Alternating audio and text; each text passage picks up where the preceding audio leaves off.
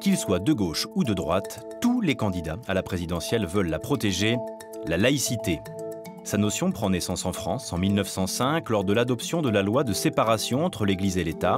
Elle rentre ensuite dans la Constitution de 1958 en offrant à chaque citoyen la liberté de conscience, c'est-à-dire la possibilité de pratiquer la religion de son choix ou de n'en pratiquer aucune sans subir de discrimination.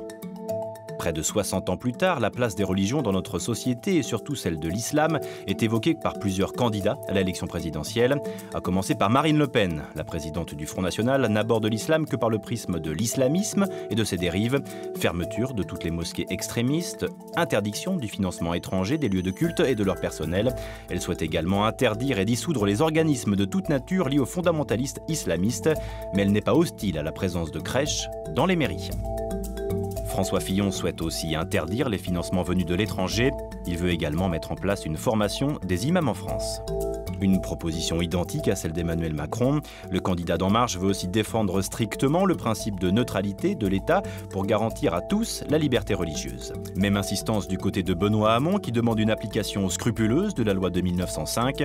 Il promet un numéro vert joignable 24 heures sur 24 pour dénoncer toute atteinte à la laïcité. Enfin, Jean-Luc Mélenchon est le candidat qui va le plus loin dans l'application de la loi de 1905. Le candidat de la France insoumise souhaite abroger le concordat en Alsace-Moselle et les statuts particuliers dans certains territoires outre-mer.